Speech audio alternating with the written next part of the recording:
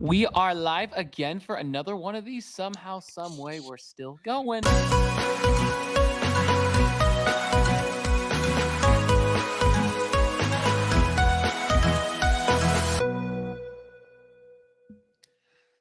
Randy, Hey, Broderick. I'm always How's it excited to going? do these podcasts because I never know what you're going to look like now.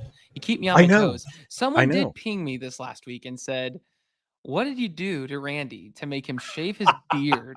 What's going on there?" And the beard's kind of back today. There's no A little fedora. bit. It's getting there. It's It's getting getting there. It's a there. little bit It's getting there. getting scratchy. I think it needs like another week before it's like minimum like beard viability. So, Mm. yeah. Well, speaking of things that look good, with which Randy's beard is one of those things. So I'm happy to see the return of it. Although the fedora looked good. I'm not hating. I'm not hating. But I've got what it on the caught me wall off guard? behind me. I can go and grab it. Like The that's beard fine. or the fedora? The fedora. I don't have Ah, like you don't I hang don't your have a beard so beard that hanging people. around. If I had a beard hanging around, I would put it on. Yeah, he shaves his Maybe I beard and he like, this was September of 2016. It was a good m- year. maybe I need a beard wig. Like Mm-mm, maybe no, that's no. I No? don't endorse that at all. I don't think it's a good No? idea. No, not for you, Mm, not for anyone.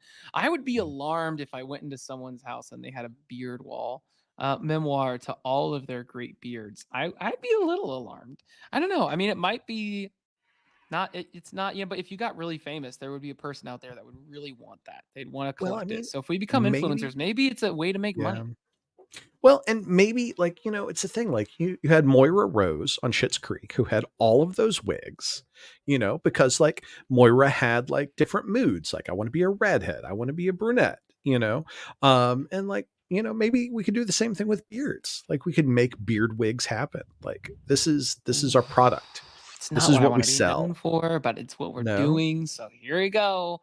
You gotta Start a pivot. Patreon You gotta pivot. for design and good company and beards. You can get them at the Patreon. Not really. That's not available for No. sale.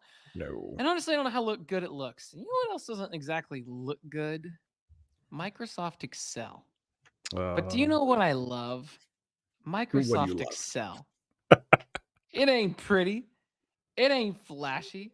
But boy, I think it's my favorite Microsoft platform, tool, application, what Mhm. software. It's my favorite because I mean, it's one of those things that on the surface, it's kind of like here's a bunch of blank cells, but wow, of any of them, it's like the most powerful. It can do the most. I mean, I have seen large deals that have been completed, signed, service agreements put out, and people don't even think about it because they've got this ginormous spreadsheet. All the numbers are ran, things have been crunched, and it kind of creates a sense of trust with people. They're like, wow, lots of numbers. This person knows what they're talking about. And look at that formula. It's like an entire page long. It's yeah, and it's my favorite. I'm like, oh look, he changed this one thing and everything else changes. Isn't that so cool? And people are like, not really. But for me, I'm like, oh, it's so satisfying. I love Excel. I love even Google spreadsheets. I'm a huge fan. Yeah, one of my favorite scenes in The Office is Michael Scott is running his own paper company. Like this was like a whole like half season plot in The Office where Michael Scott like left the company, Oh yeah. started his own paper company, was losing a tremendous amount of money, and he's in with an accountant, and the accountant's like, "Listen, you're losing money. Like this is and he turns his screen and shows the spreadsheet, and Michael Scott's like, "Can you run the numbers again?" And the guy just kind of looks at the spreadsheet and looks at Michael Scott like, no. This is it. This is running the numbers. Like you Yeah. don't need to update it again. You don't need to double check it because all Yeah. of the formulas and everything have gotten you the right response. Like it's so interesting. So Broderick, I'm curious, when did you fall in love with spreadsheets? You know, it was one of those things that I did a lot of in my for my master's degree. And like a lot of people, I found it really intimidating beforehand. And it became one of those things like we did use it for my undergrad taking statistics, like a lot there, but especially in my master's program, it was essential. And you had to actually know what you were doing on there. And so it's one of those things I'm really thankful for. I definitely got that out of my degree, but yeah, it was certainly something that before going into it, I'm like, this is terrible. I don't want to do this. what are all these formulas? And it's a lot like After Effects. You're just like, oh, this kind of sucks. But then, yeah, you get through it, you do it, and you're like, yeah, I'm really glad I now have this knowledge base. Yeah. Yeah. Well, I know like when I fell in love with spreadsheets, it wasn't a master's program. I was in my early 20s and I fell in love with spreadsheets. I was promoted to design manager at my university job, and I got to do all of the fun things, like creating projects and like doing great work, like making sure the athletics department had some like really killer like materials to do like recruitment for basketball players and stuff. And it was all really great. But I also had to manage the inventory for our color printer. Like we had this giant office color printer that would print like, like, I don't know, like 19 or 12 by 19, I think, something like that size, Mm, 12 by 18. It's been forever since I've done print design. yeah. And so I had to track the inventory for color printer cartridges. It was the most boring thing in the world. Mm, And the process that I inherited, Broderick, was a post-it note. Like that, it was literally a wow. post-it with like little tick marks Yeah. where like the previous person would just write a tick mark whenever one got used and whenever it hit a certain number. Like I don't know what he did. Um, so like I'm just like whatever. So I decided, I'm like, you know what? Like this sounds like a job for a spreadsheet. And Mm, so I spent like an afternoon, a little bit of an evening figuring out, I'm like, okay, so here's how to like do calculations and here's how to do conditional formatting. And I set up my inventory so that I could track it by like, how many cartridges we had remaining.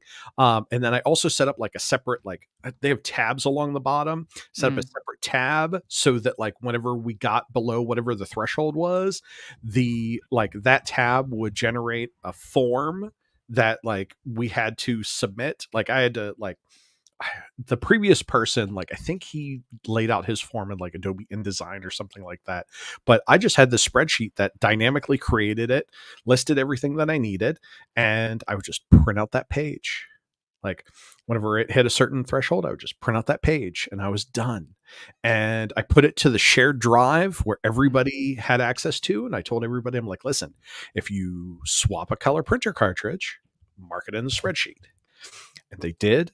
And it was way better than a post-it note. mm, So it made me happy, and it made me realize the power of the dynamism of having well formulated data. Like mm, spreadsheets don't like make me excited. It's the data and using the data that gets me excited and mm. why I really like it.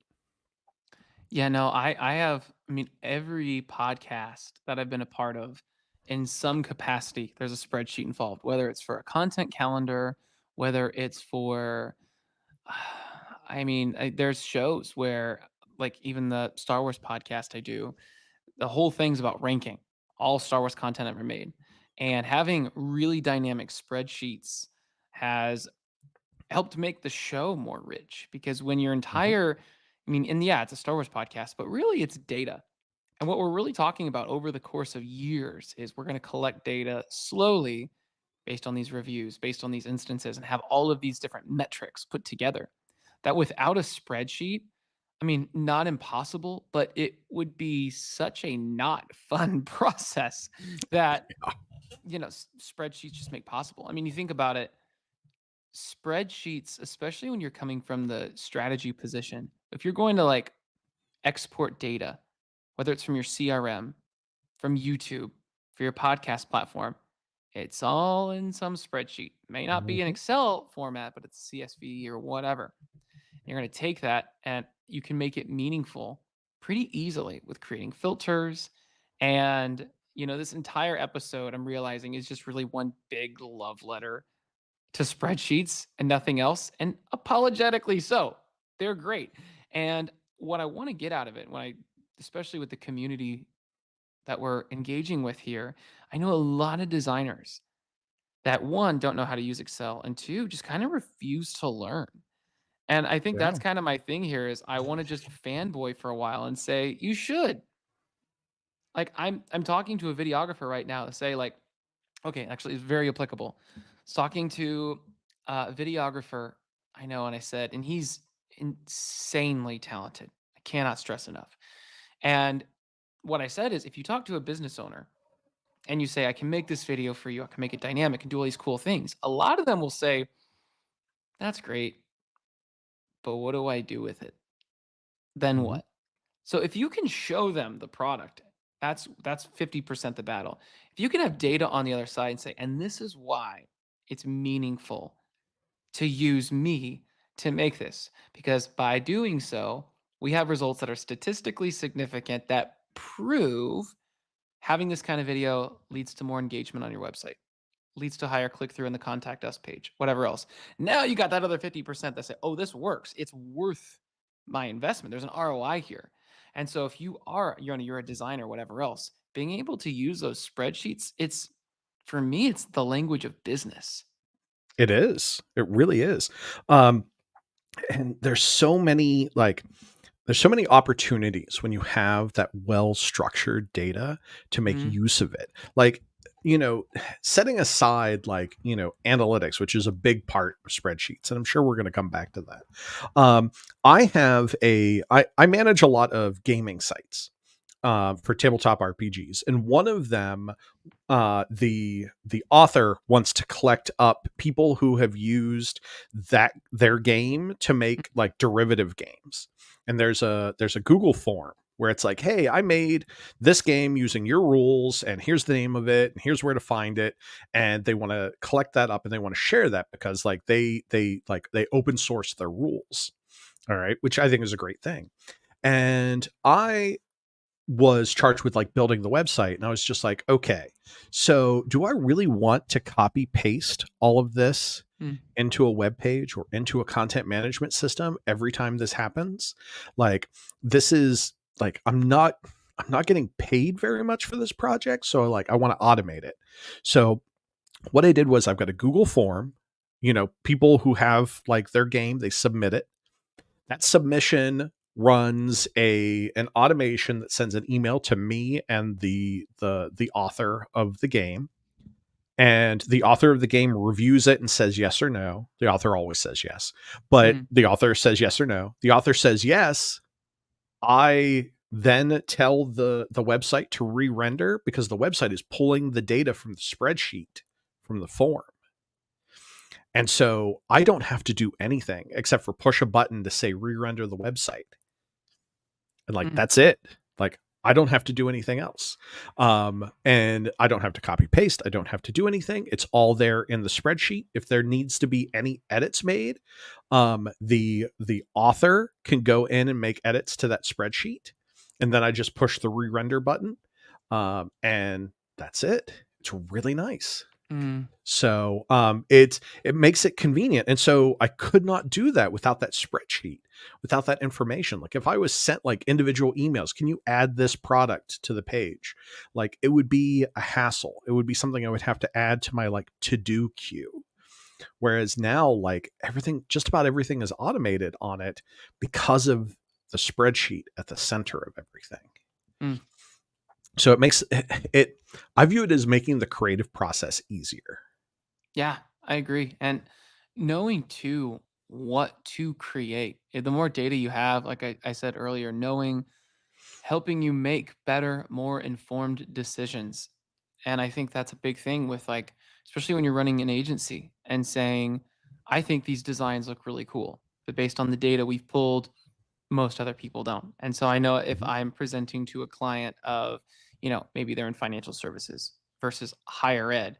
Well, those are two different ads, right? Or those are two different designs that, based on the audience, you can see what types of designs are performing well and Mhm. say, okay, like maybe you're not making the exact same thing and copying and pasting, but it helps you make a more informed decision with, okay, when I'm going to spend, I only have so much time. We only have 24 hours in a day. What do I think is going to land? And when you're doing that research, being able to understand that or pull all sorts of data that doesn't make sense at first and helping turn it into a story, it's really helpful. And two, also when you're trying to pitch that design, I was talking to a designer about this yesterday. She was telling me in the creative process, whenever you present a design, she's always sure to explain why she did what she did and what went Mhm. into that. And for me, same thing. If I have a designer presenting me something, and let's say I'm just not feeling it, you're always going to have that conversation with someone who's not feeling it. And it's completely changed when I pitch something about podcasting too, is to say, well, this is why we want to do this. I don't like it. Okay, well, when we were doing research on it, your audience does. But Mhm. you're the client, we'll do what you want. And they're like, whoa, whoa, whoa. Tell me more. And so being able to go a little bit deeper into that, it's not that, oh, I'm right, you're wrong. Right. It's just helping that client also make a more informed decision because you've done your research. So spreadsheets are great. I mean, like it goes from something as big as that to helping, with helping folks with their corporate content strategy to a Star Wars podcast. I mean, A to Z. It is the most frequently used tool for my business anyway. So I've got a question for you, Broderick. Do you create charts and graphs inside of your spreadsheet tool? Very rarely. I do sometimes. I mean, only if I feel it's going to really help with the presentation, right, for someone else, but never for myself. Okay. The reason that I ask is that I make charts and graphs all the time from Excel Mhm. spreadsheets. Like because I'm a visual person. I think visually. I want to like see how everything aggregates.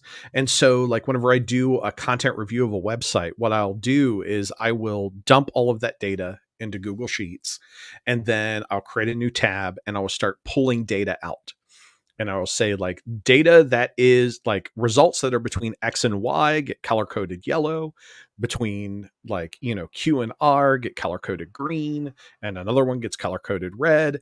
And I dynamically create a chart from that. And I'm able to take a look at and see like stuff like, how easy or difficult is it to read content on a site? Because like I've got a Fleisch reading score on some content, or like how many pages do they have that are getting like 5-digit views in Google Analytics Mm, versus 4-digit views versus 3-digit views?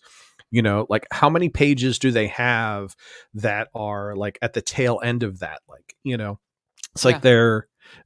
they have like from taking a look at like so you have like a whole 100% of Google visits, and it's like what's the top 50% of Google visits and what are people landing on versus what are the bottom 50 that people are landing on. And it's like taking a look and saying like, listen, I everybody loves having like news and events on their websites, but maybe it's time to trash it. And so Mm, like I'm able to like make a spreadsheet and be like, hey, all the news that's more than 2 years old has like double digit Google views, and your website manages like 50,000 to 100,000 hits a month. Like maybe just get rid of these. yeah, They're not doing you any good. totally. So yeah, so I can make like all sorts of charts and graphs to analyze data and to make decisions, because like the raw information that exists there, like that's the power of a spreadsheet, is being able to do that and analysis, being able to review things, and creating like charts and graphs is nice. Now, you can make the designer in me is not happy with Google Sheets charts because like I don't have as many great Mm, options for styling them. Like they all still kind of like have a real like basic look. But if I use Excel, man, I can get some beautiful gradients.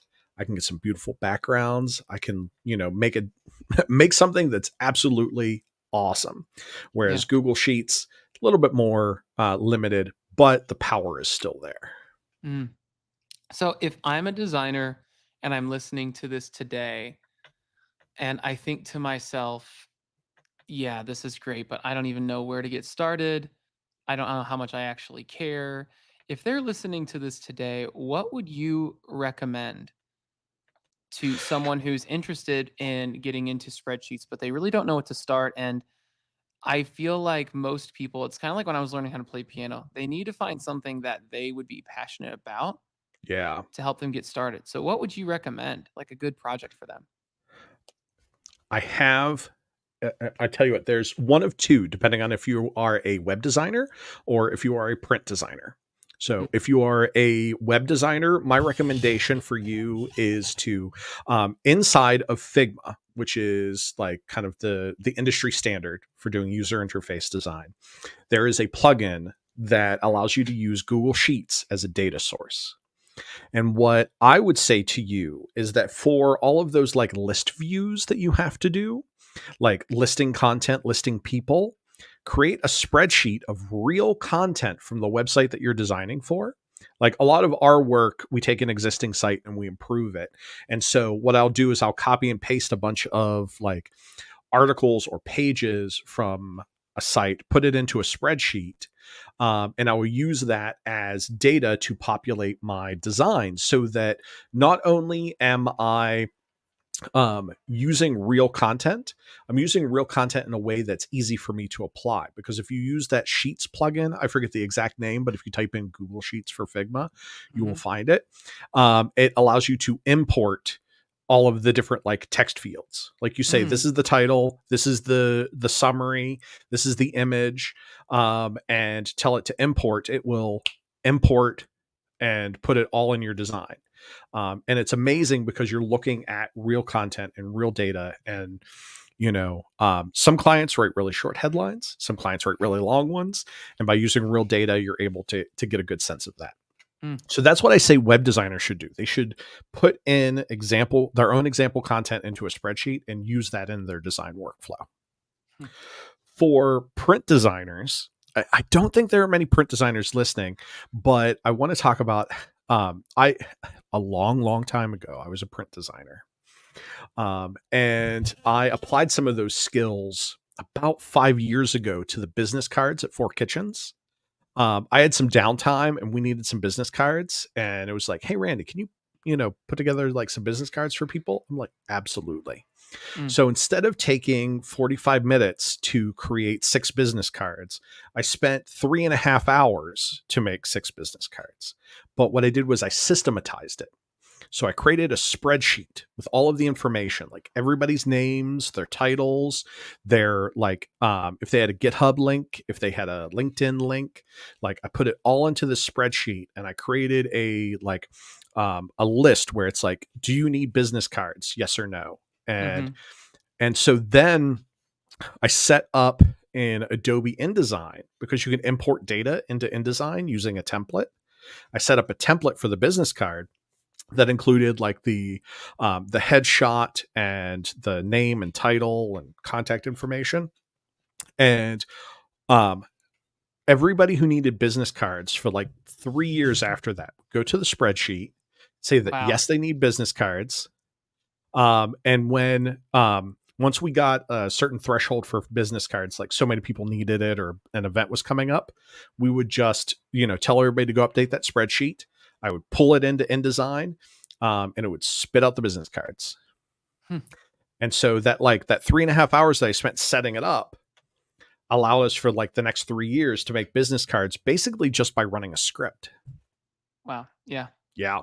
So that those two examples, like creating example content for Figma and creating content to feed into a design in InDesign, like leveraging the power of spreadsheets can accelerate your work and make it a lot easier and also make it better because you're able to use like real data and real concepts.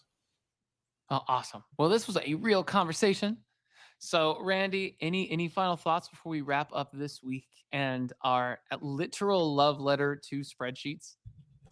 Well, I mean, if we're gonna go full nerd, can we talk about our favorite pens next time? Is that? No, I'm kidding. I'm kidding. I'm kidding. I'm kidding. I don't even know if I have one. Whenever someone talks about pens, all I think of is Seinfeld with the astronaut pen. That's all I got. I don't even have one in that space. Yeah. Well, maybe I'll find a pen podcast to talk on. But so here's the thing. Before we leave, I have to admit that I dropped the ball between last week and this week, and I was supposed to create a Discord group for us, for everybody to come and join. And we still have the LinkedIn group, but we're going to transition to that Discord group. It's coming. And It is. I'm going to get it done this week. Next time we'll talk about it. We'll have a URL, all of that good stuff. We want everybody to come and talk and chat and create a sense of community. I really want to hear about why everybody loves spreadsheets. I'd also like to hear about why people are intimidated by spreadsheets, Yeah. because they can be intimidating. Yeah, totally. Ping us, let us know. But that is this week's episode of Design in Good Company. And we'll see y'all again next week.